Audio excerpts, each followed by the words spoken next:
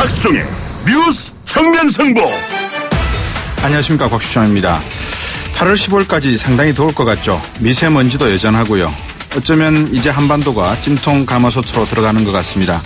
여름이 되면 또 전기료도 걱정이고요. 과연 우리 전력 사정은 괜찮은지 걱정도 됩니다.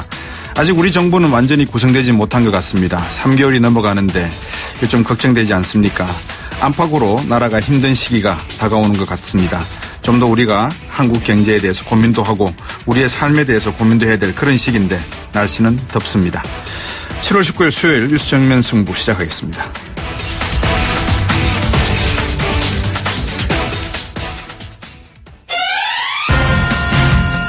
저희가 준비한 순서입니다. 1부에서는 국민의당 이현주 원내수석 부대표 전화 연결하겠습니다. 이 공무원 증원 예산 80억을 놓고 지금 여야 간의 양보 없는 대치 상황이 계속되고 있죠. 오늘도 이어가고 있습니다. 일자리 충행에 대한 국민의당 입장 한번 들어보겠습니다. 지난 며칠 기록적인 폭우, 충청도, 특히 충청북도에 쏟아지면서 큰 피해를 입었죠. 이 와중에 충북 도의회 의원들이 유럽으로 연수를 떠나 공분을 사고 있는데요. 2부에서 참여연대 안진걸 사무처장과 함께 이 문제 한번 짚어보도록 하겠습니다.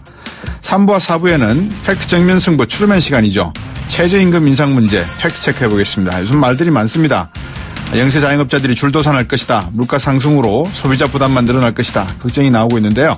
시사인의 고재열 기자 그리고 팩트체크 전문 미디어 뉴스톱의 김준일 팩트체크와 함께 진실과 거짓 한번 살펴보겠습니다. 청취자 여러분들도 많이 참여하십시오.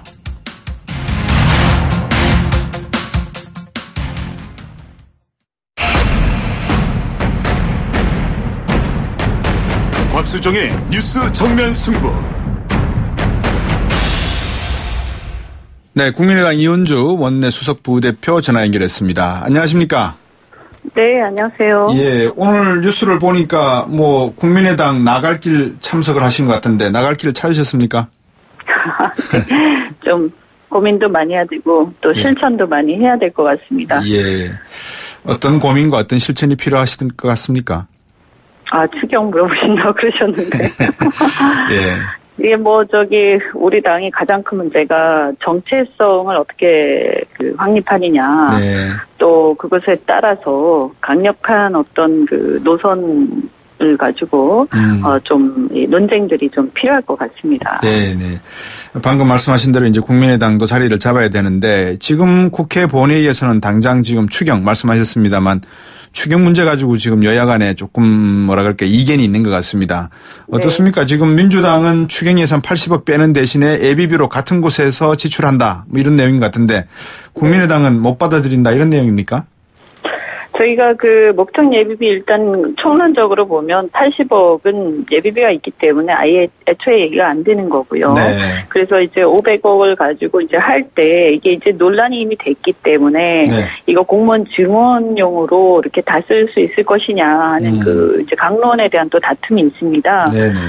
그래서 우리가 증원 사실은 이제 80억이라는 것은 관련 채용 비용이거든요. 시험을 네. 본다든가 이런 거요. 네. 근데 일단 뽑고 나면 엄청난 비용이 들어가는 거기 때문에 인건비가요. 네네. 그래서 80억의 문제가 아니라 앞으로 네. 들어가는 그분들 12,000명을 다 뽑았을 때 인건비에 대한 논쟁이 지금 미리 붙었다라고 보시면 될 것 같습니다. 네. 지난번에 이현주 의원께서도 방송에서 그런 말씀을 하셨어요. 일자리 늘리는 거 반대할 사람 누가 있겠느냐. 하지만 이게 정부 주도냐 민간 주도냐. 정부 주도일 경우에는 결국 재정적 뒷받침은 국민의 세금으로 동원이 되는데 이 네. 추경으로 원타임으로 그냥 모든 게 충원되는 게 아니라 30년, 20년 재정적인 뒷받침이 돼야 되는 부분에 대해서는 고민이 없는 거 아닌가 이런 지적도 제가 다른 데서도 많이 언급을 하고 인용도 했습니다만 이 부분이 상당히 고민이 되시는 부분이죠.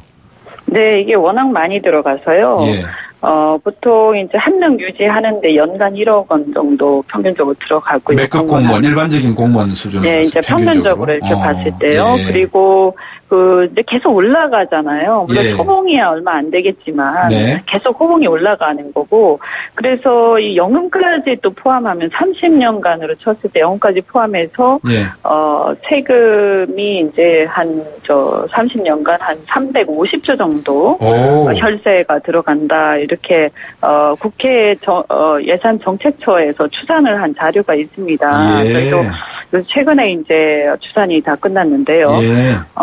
그리고 이제 문재인 정부 5년간만 보더라도 지금 계획대로 했을 때 약 30조 가까운 돈이 들어간다. 이렇게 네. 이제 나왔는데요. 또 이게 사실은 뭐 이것만 있는 게 아니기 때문에 그렇죠. 예산이 예. 이렇게 다 쓰고 나면 결국 이런 것들이 아까 이제 30년간 세금 350조 말씀드렸지만 네. 결국에 이게 우리 아이들한테 부담이 돌아가는 거거든요. 그렇죠. 거기다 이걸로 실업이 다 해소가 되냐 하면 그것도 아니고요. 네. 오히려 또 문제는 인재가 공공부문에 다 몰리게 되는데 사실 공공부문이라는 게 예. 그렇게 대단하게 그 수준 높은 그런 걸 요구하는 게 아니거든요. 국민에 네. 대한 어떤 봉사이기 때문에 그렇죠. 사실은 민간 경제 활성화돼야 경제가 제대로 성장을 하는데 인재가 몰리게 되고 공공부문에 예. 또 규제와 과세 부담이 늘어나서 결과적으로는 경제 활력이 떨어져서 실업이 더 늘어나는 문제가 있습니다. 그래서 예. 왼손으로는 이제 일자리 공공부문에 늘리고 오른손으로 민간 부문에 줄이는 이래서 결국은 공공부문과 민간 부문의 어떤 소득의 격차나 네. 이 경제력의 격차가 더 벌어져서 사회가 굉장히 경직된 사회가 되고요. 네.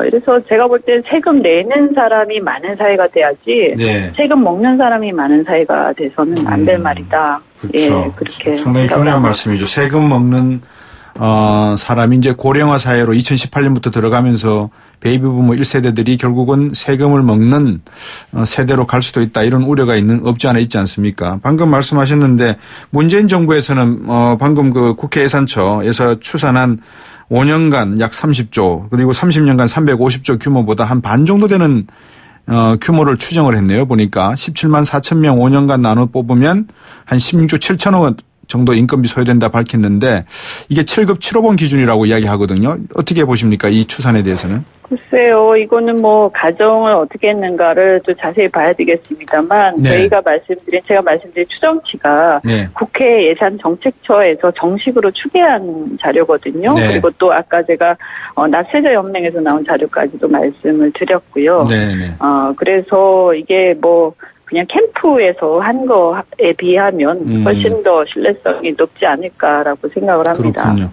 근데 국민의당도 지난 대선 때 후보 공약으로 공무원 증원 약속한 적이 없으십니까, 혹시?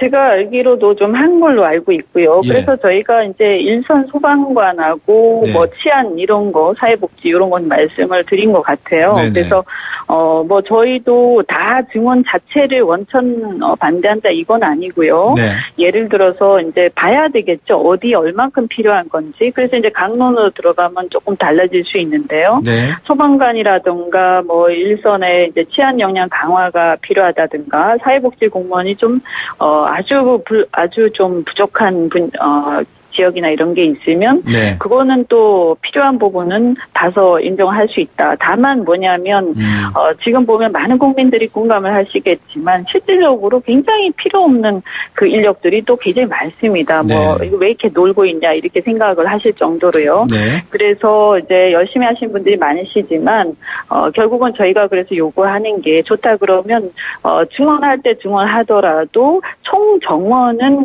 규제를 해야 된다. 또 그것이 우리가 이제 총정원령이라는 법령도 이미 있습니다. 그런 네. 취지에서요. 예. 그래서 그 공무원 어떤 전체적인 구조 조정 계획 예. 이런 것들을 구조 개혁 방안 뭐 이런 거를 가지고 와라.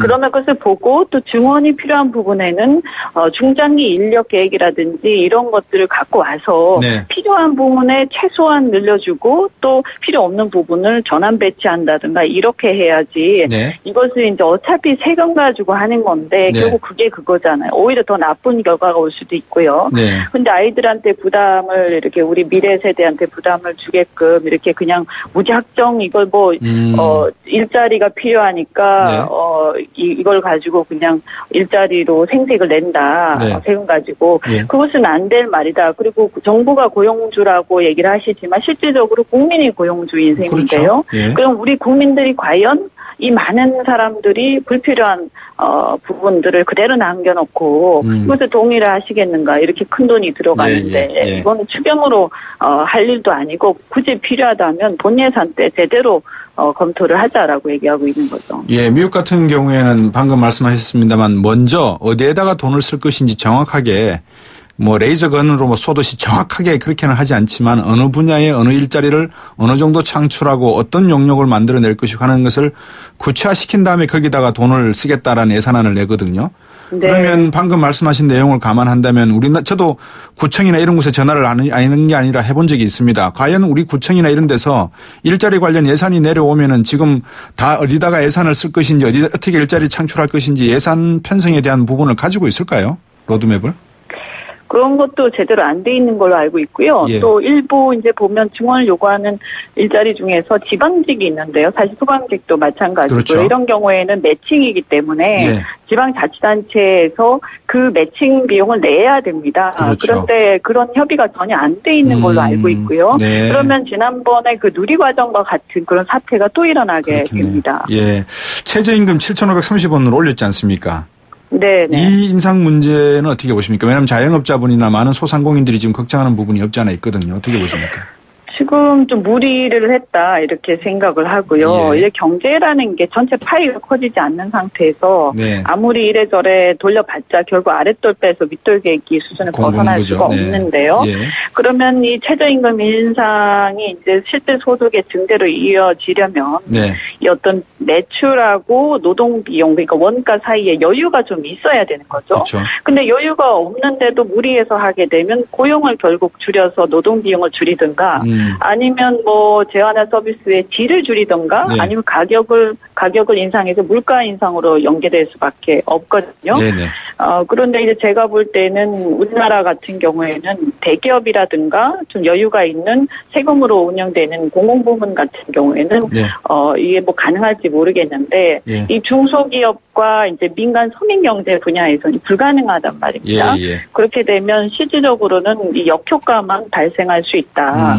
예, 거기다가 또 심각한 거는 3조를 정부가 혈세로 직접 지원한다 이렇게 돼 있는데 네. 그럼 매년 2020년까지 매년 이렇게 3조씩 하면 결국에는 2020년 한 10조가 정부가 현금으로 준다는 얘기고요. 예. 이런 문제는 뭐 심도 깊은 논의를 통해서 사회적 합의를 토대로 할 일이지 네. 사실 이게 국회하고 한 번의 논의도 없이 9시간 만에 결정이 됐거든요. 그래서 이렇게 혈세로 그냥 마구 이렇게 몇 10조씩 이렇게 퍼주는 생색내기식 이걸 근데 국회하고 논의도 안 하고 제가 볼 땐 적어도 한 1년 정도는 깊이 논의를 하고 사회적 합의를 거쳐서 하더라도 해야 될 사안이 아닌가. 네, 예.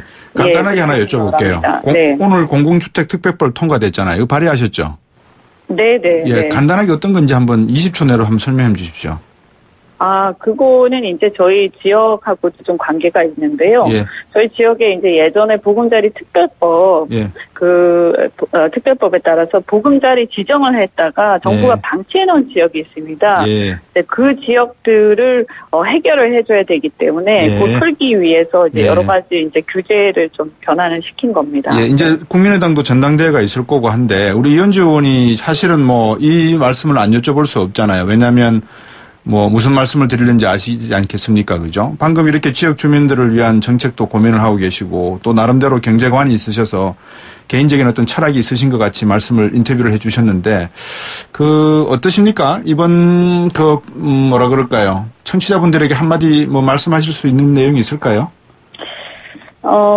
제가 볼 때 이제 국민의당이 새정치 제3길 이런 걸 내세우고 왔는데 사실은 국민들이 보실 때는 그 창당 정신하고 괴리가 많이 있다고 보고요. 그래서 이 창당 정신을 돌아가야 된다. 그리고 민주당과 한국당이 아닌 다른 어떤 제3당으로서 국민의당 정체성 명확하게 보여주고 강력하게 또 필요한 부분들은 싸워야 하는데요. 예를 들어서 기존의 좌우 기득권 모두와 싸울 수 있는 결기와 용기가 있어야 되는데 이런 부분들에 대해서 어떻게 보면 원점에서 다시 출발해야 하지 않는가 이런 생각이 듭니다. 두 가지를 제가 한꺼번에 한번 여쭤보겠습니다. 하나는 그 안철수 전 대표 후보 공약이 공무원 정원하겠다고 했거든요. 그죠? 이분이. 네. 그래서 이제 우원식 원내대표가 반문하기를 안철수 공약은 그럼 어떤 돈으로 할 생각이었느냐? 왜 이 국민의당은 이 부분을 이렇게 반대하고 계시느냐? 이렇게 질문을 하신단 말입니다. 어떻게 답을 할 수 있을까요? 아까 제가 잠깐 말씀드렸는데요. 네. 사실 그 중원에 이제 보면 소방관이라든가 지방자치 매칭펀드 이런 걸 얘기를 하니까 이 부분은 저희도 지금도 역시 중원에 찬성을 합니다. 다만 필요한 불필요한 부분을 감원을 해야 된다 또는 배치 전환을 해야 된다는 얘기고요. 그다음에 저희가 또 공무원이 급여와 관련해서 지나치게 높은 부분이라든지 연금에 대한 개혁을 공약을 했다가 저 공무원 노조로부터 굉장히 저항을 많이 받은 게 있는데요. 사실 이런 부분들이 함께 잘 알려지지 않아서 국민들한테 그래서 어떻게 보면 우리 당이 어떻게 보면 좀 기존의 기득권의 저항을 받더라도 국민들의 입장에서 필요하다. 그리고 이것이 우리의 소신이다라고 할 때는 좀 강력하게 그래도 분명하게 말하고 넘어갈 수 있어야 되지 않나. 그래야 우리의 정체성이 국민들한테 각인될 것이다. 이렇게 생각합니다. 그렇죠. 방금 지적해 주셨습니다만 이현주 의원에 대한 그 정치적 소신 이거는 그 표창원 의원도 지적을 해 주셨어요. 사실 이현주 의원의 정치적 소신에 대해서는 본인도 평가를 한다라고 했는데 그 사실 좀 논란이 된 부분이 없지 않아 있었지 않습니까? 조리사. 그래서 방송을 통해서 한 말씀 방금 죄송하다는 생각을 하시고 계신다 말씀하셨으니까 짧게 한번 말씀해 주시죠. 죄송하다는 말씀. 어쨌든 국회의원이라는 자리가요, 굉장히 책임이 있는 자리라고 생각을 합니다. 이번에 그런 논란을 계기로 좀 더 성숙하고 좀 더 이렇게 국민들의 어떤 그 아픔을 이렇게 살필 수 있는 그런 사람으로 이렇게 좀 더 거듭나야겠다 이렇게 스스로 반성을 했습니다. 국민의당 안에서 우리 이현주 의원께서 한번 새정치를 한번 해보시면 어떻겠습니까? 새정치는 저 혼자 할 수 있는 게 아니고요. 그렇죠. 제가 의원들이나 당원들께도 말씀드렸는데 우리가 모두 각자가 안철수 새정치를 처음에 들고 나왔던 안철수가 돼야 된다라는 각오로 임해야 된다고 함께 같이 뛰어야 된다고 생각합니다. 이제 안철수라는 패러다임을 한번 바꿔보시는 방법도 한번 고민했으면 하는 상징적인 의미에서 제가 또 말씀을 드린 거고요. 잘 알겠습니다. 하여튼 그 정치적 소신에 대해서 철학에 대해서 또 공감하는 분들이 많이 계실 테니까요. 방금 말씀하셨던 그 부분에 대해서는 충분히 청취자분들도 이해하셨을 거라 생각이 듭니다. 오늘 말씀 잘 들었습니다. 네, 고맙습니다. 네, 감사합니다. 국민의당 이현주 원내 수석 부대표였습니다. 2부에서 뵙겠습니다.